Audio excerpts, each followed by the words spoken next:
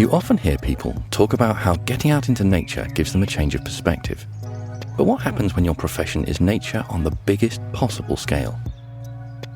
Dr. Becky Smethurst is an astrophysicist who studies supermassive black holes and galaxy formation, but says that rather than making her feel small, it does exactly the opposite. The answer to the question that I'm researching is, how do black holes grow so big? We still don't know that yet. And I think it's that deep-rooted sort of love and passion for something and the fact that you can feel so connected to it in your everyday life. On walks like this, you can come out and just look at the stars and sort of gaze up to them, that it does keep that passion going. I'm Chris from Canopy and Stars, and this is A Life More Wild. Join Becky now for an evening stroll around a nature reserve near the South Downs, as she gives a few pointers on spotting planets, explains what the movies get wrong, and dodges a swan.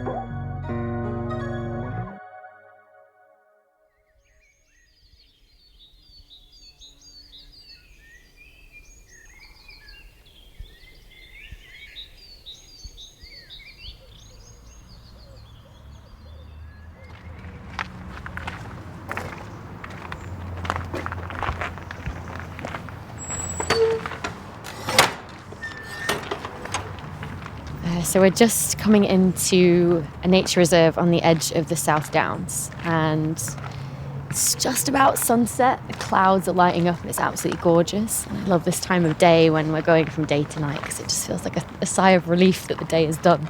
I know most people wouldn't come out on a walk around about this time, but for me as an astronomer, it's an absolutely beautiful time to come out and just watch the stars just pop out. And despite the fact that there's lots of trees around us, which isn't the best for stargazing, I know, I just love that feeling of sort of being both cocooned in trees but also able to see the sky above you as well. It just feels so magical, catching those little glimpses of the sky through the trees.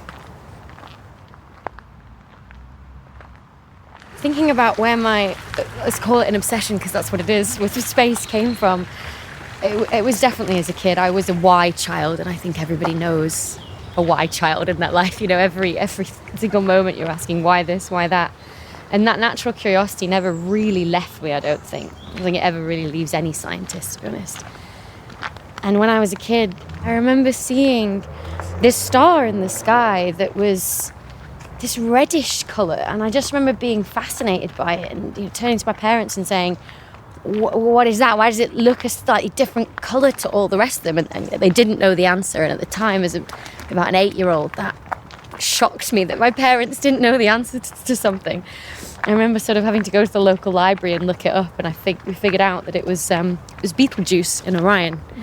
Just one of the stars of Orion's sort of shoulder, just above Orion's belt. And if you look at it, you can just see that it is reddish in colour in a very sort of light-polluted sky, in a very dark sky. It's very obvious. And to this day, I look up at that and think that's really what sparked it all, was this curiosity. Because after that, every Christmas and birthday, it would be space books and a telescope and everything I could get my hands on.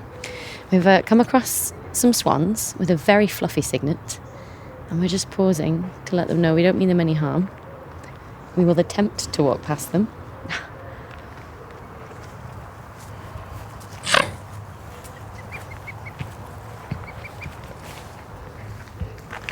Always scary. We gave them their space.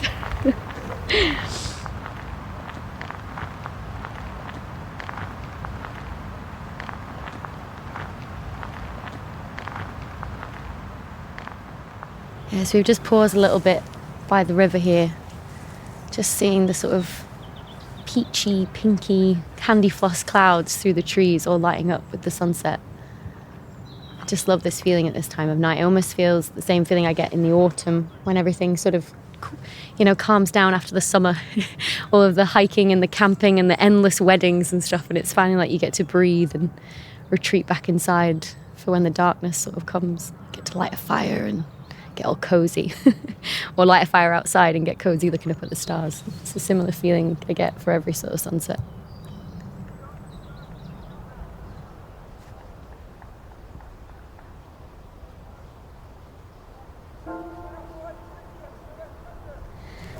And it's funny because when people think about space, they they think about it as being this such a remote alien thing, but it is nature in its own sort of sense. As we walk amongst, trees and grass and gravel and the swans we passed earlier, you think all of the processes that created this, created stars and galaxies and black holes as well. It's all the same laws of physics at work. And so, I get the same feeling stood up on top of a mountain overlooking, the countryside as I do staring up into the stars. It's that similar sort of connection that you feel when you're just being outside, it is possible to stargaze from inside a house if you can minimize all those reflections off glass, but there's nothing like just being outside and being under this big open sky.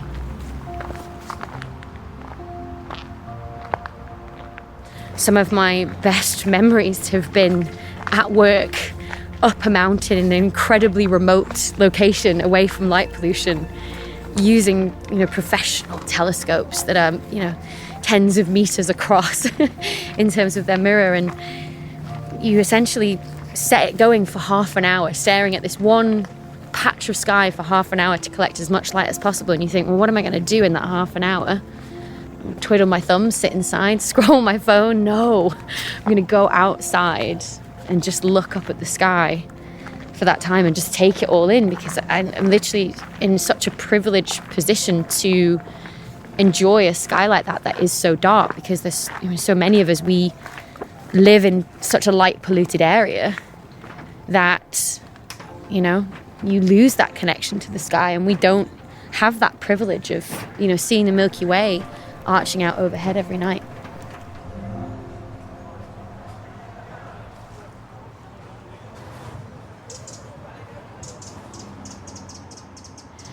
So we've come out of the cocoon of the trees. We're still by the river.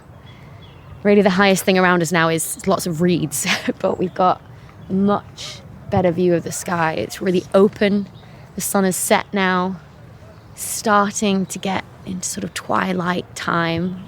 This is the kind of time where we had a view of the western horizon. There's a tree in the way, I think, but if we had a view of the western horizon, we might start to see the moon and possibly even Mars setting behind it as well. We just rounded the corner and we can see the moon in, personally, my favourite phase, which is a crescent phase. I like to call it a toenail moon because obvious reasons. It looks like a toenail. And I just think the moon is so gorgeous. And if you are thinking about looking at the moon through binoculars that you might dig out of your drawer from your bird watching days or your concert going days or whatever it might be, this is the best time to look at it. A full moon, it will be too bright. It almost hurt your eyes to look at it through binoculars. But when you have that shadow, it's a great time because you can see relief on all the craters on the moon.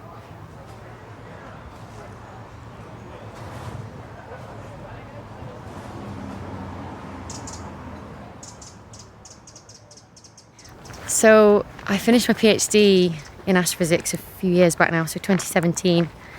And I remember sort of feeling like I couldn't call myself an astrophysicist yet, despite the fact that I was doing research and I was in the thick of it. Almost the PhD students do the most of the research sometimes, the most of the data wrangling.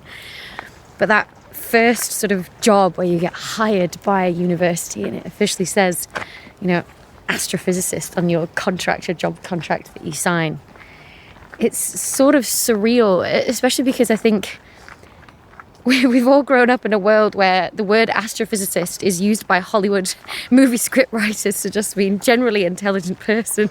It doesn't matter what they do, whether they're Kelly McGinnis in Top Gun, somehow she's an astrophysicist, but she could tell you how to, the forces around a plane work. I couldn't do that. I can't apply that, and so just seeing it written down, it almost feels unreal. And a lot of people in my field do suffer from imposter syndrome, I think, for that reason, because there's almost this feeling of I can't be good enough. I'm not Hawking, I'm not Einstein, I'm just me. And it is a weird feeling to battle with, to think you have this label on yourself that you're both immensely proud of and proud to say that's what you do because it is your passion. But at the same time, you've almost got this feeling of you're going to get caught out and someone's going to be going, oh, we made a mistake. You know, it shouldn't be you. Especially when you're so deep in your own research where you find some silly error that you made in your data analysis or whatever it might be. And you think, I'm not good enough and whatever. And you just have to remind yourself of all the things you've achieved and the problems you've cracked and, you know, research papers you've published, that you do deserve to be there and to keep signing those job contracts that say astrophysicist.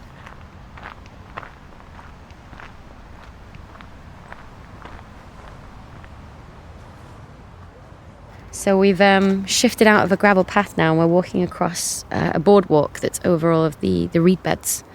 The sky, again, is all above us. There's birds sort of flying over to nest for the night. And the colours now in the sky are really bleeding to the darker blues.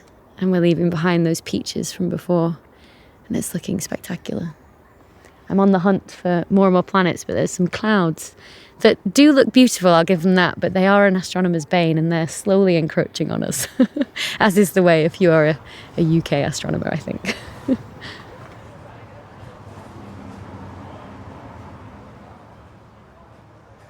So I do talk a lot about space and astronomy online, on social media, just trying to give people a connection to it, because I think a lot of people early on decide that, or have been told by society that physics and maths is hard and not for them.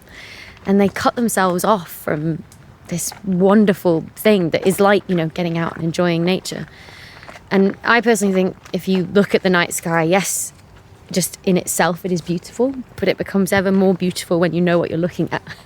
So I speak about this sort of stuff online because I just want to share that passion with people and bring that joy that I feel into their lives. And whether that is, you know, just the joy of figuring out that what you've spotted in the night sky is a planet rather than a star and being able to track it over the next couple of days and see it moving.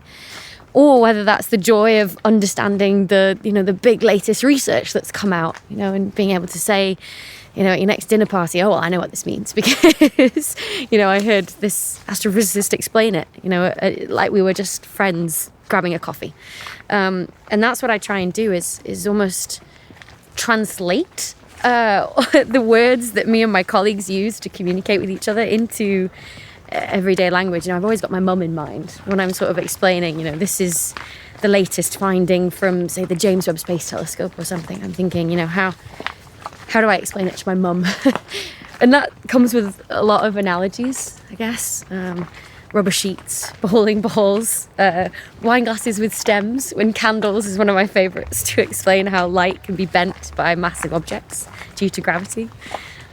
Always an excuse to break out a stemmed wine glass and light a candle.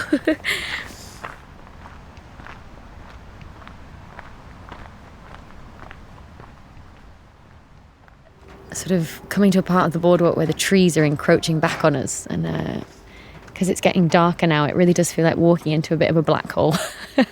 It's a real tunnel of trees, and there's a lot of midges around, I'll tell you that as well. Definitely know we're in nature now. But the eyes are slowly adjusting to the gloom under the trees, which is, I guess, a lesson for stargazing as well. I think people, you know, step outside and look up and expect to be immediately wowed by the stars. When you just come, you know, from your kitchen out the back door or something, the blaring lights of home, and your eyes are used to that kind of a light and aren't ready to see the, you know, much fainter lights of the stars. That light has travelled for, you know, many light years to get to us. And so one thing, if I give anyone a tip for stargazing at home, is just wait, you know, 10, 15 minutes out there before you head back in.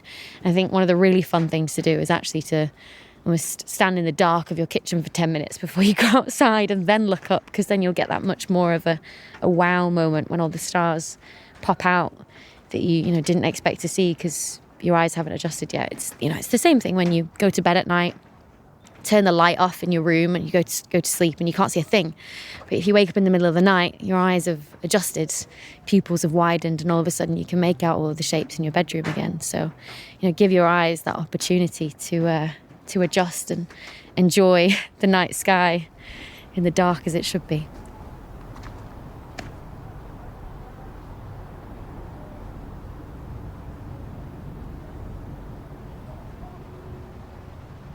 is that deer? We're just coming to the edge of the nature reserve, and there is a deer in the long grass next to the path. And it's so fantastic to see. You would not see this in the daytime because it would be hiding away from all the people, but at night, things like this come out. It's wonderful.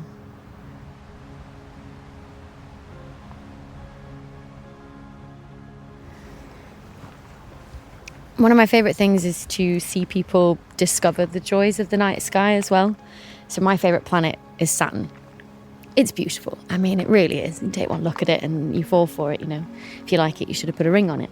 And one of my favourite things to see is to see people look through a telescope at Saturn for the first time and realise that they can actually see those rings around it with their own eyes.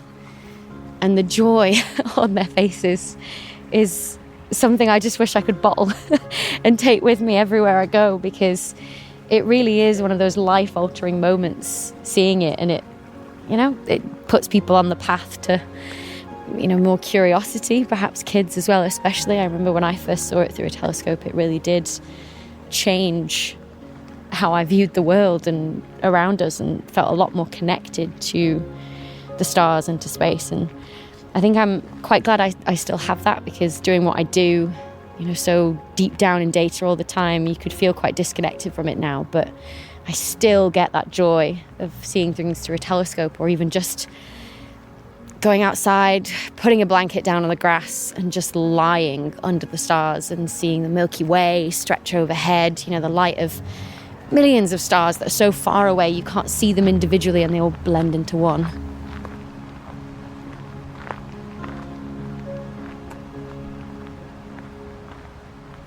So when I talk about how much I love to stargaze, there are some people that ask me, don't you get this feeling of almost insignificance, a feeling of being so small in comparison to the vastness of space? And you know, I know people get sort of more and more anxious the more they look up, and I can understand completely like where that feeling is coming from, because that feeling of being so small can be very overwhelming. But for me, the feeling I get is more of hope. The fact that I could go anywhere, I could do anything, I could be anything, because the universe is so vast, you know, and it's almost limitless to what you could do and you could achieve. And the sense of being small is almost comforting to me, because it's like you could fail, you could make a mistake, and it will be fine in the grand scheme of the universe, you know? It's sort of like a don't worry about it. Things are small fry. But, you know, at the same time, you have the entire world, the entire universe at your feet. So off you go and enjoy it.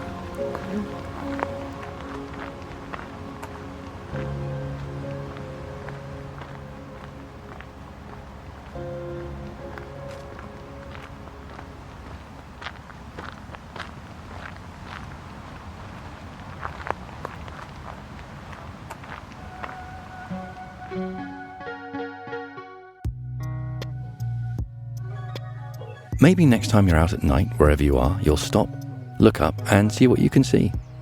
Perhaps for the change of perspective, to spark a little curiosity, or just because it's beautiful. Next time though, we're going all the way from distant galaxies to tiny little pigs. We'll be visiting Inclusive Farm in Bedfordshire, where Mike Duxbury, who despite losing his sight at the age of 6, has turned a patch of scrubland into a thriving business and given young people with disabilities the opportunity to learn practical skills. If you haven't already, give us a follow on your podcast app, tell a friend about the podcast, and check out @Canopy and Styles on Instagram.